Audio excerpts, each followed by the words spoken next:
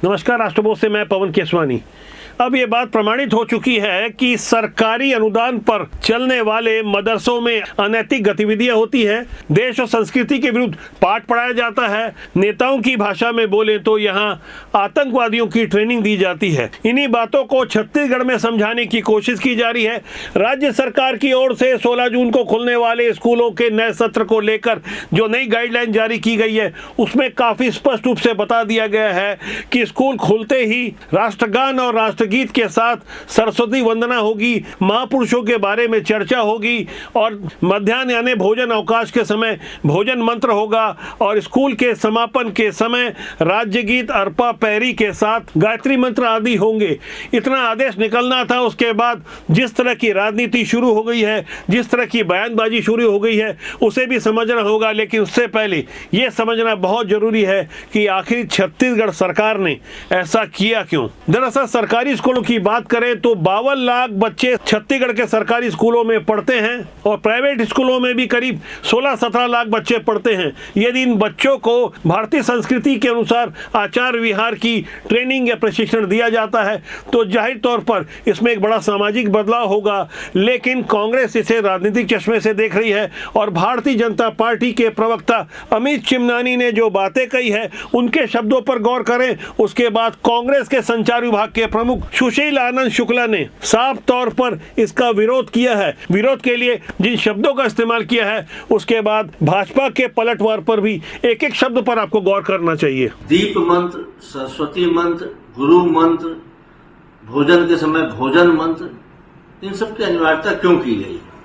आप सरकारी स्कूलों को सरस्वती शिशु मंदिर क्यों बनाना चाहते हैं? आप आरएसएस के एजेंडे को आप सरकारी स्कूलों पे क्यों थोप रहे हैं? आप कह रहे हैं स्कूलों को सरस्वती शिशु मंदिर मत बनाइए, तो क्या मदरसा बनाएं? क्या आतंकवादी बनने की ट्रेनिंग दें? वैदिक परंपराओं का सम्मान होगा। कांग्रेस को जितना विरोध करना है करे और इस विरोध से जो छोटा मोटा जनाधार कांग्रेस का बचा है वो भी खत्म होगा। यानी भाजपा की लाइन तो एकदम स्पष्ट है, साफ तौर पर बता दिया गया है छत्तीसगढ़ में भाजपा की सरकार है और कांग्रेस जिस तरह से सरकारी स्कूलों की तुलना सरस्वती शिशु मंदिर से करती है तो वहां भी एजेंडा साफ है। अब इन्हीं बातों को कांग्रेस के प्रदेश अध्यक्ष दीपक बैज ने भी महसूस किया। उनके पास विरोध के लिए शब्द बड़े सीमित थे, जिनका पलटवार डिप्टी सीएम अरुण साव ने भी किया। सरकार ने नया चीज क्या है? ये तो सिर्फ राजनीति प्रोपोगेंडा है। ये अध्यात्म के लिए, देशभक्ति के लिए, नई पीढ़ी को इसके लिए जागृत करने का ये बहुत बड़ा अभियान है। आने वाली 16 जून को छत्तीसगढ़ में स्कूलों के नए सत्र शुरू हो रहे हैं और उसके बाद एक जो नया बड़ा परिवर्तन होने वाला है इसे लोग महसूस करेंगे।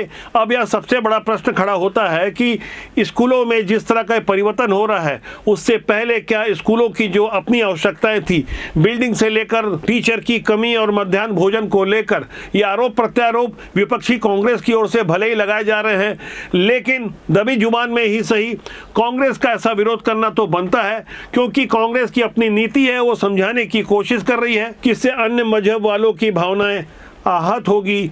लेकिन छत्तीसगढ़ की बहुसंख्यक आबादी जो करीब 90% से ज़्यादा सनातन आस्था को मानने वाली है और छत्तीसगढ़ में भारतीय जनता पार्टी की सरकार है, ऐसे में भारतीय जनता पार्टी ने अपने एजेंडे को एकदम स्पष्ट कर दिया है। और जिस तरह से भारतीय जनता पार्टी के प्रवक्ता और डिप्टी सीएम का जो बयान आया है जिसे आपने अभी गौर किया, उनकी लाइन को समझने के बाद किसी और भूमिका की जरूरत नहीं रह जाती। भारतीय जनता पार्टी 2028 की चुनाव की तैयारी में लगी है और जिस तरह से पूरे देश में भाजपा हिंदुत्व के मुद्दे पर अब खुलकर बैटिंग कर रही है, तो यही कारण है कि छत्तीसगढ़ में भी साफ तौर पर भारतीय जनता पार्टी की विष्णुदेव साय सरकार ने अपने में बदलाव लाने की ये कोशिश की है। ऐसे बदलाव का वैसे तो सोशल मीडिया में स्वागत हो रहा है। अब यह सबसे गौर करने वाली बात यह है कि यदि प्रतिदिन स्कूल खुलते ही राष्ट्रगीत और राष्ट्रगान के साथ महापुरुषों की चर्चा होगी और मध्य में भोजन मंत्र के बाद राज्य गीत का गौरव होगा, गायत्री मंत्र का पाठ होगा,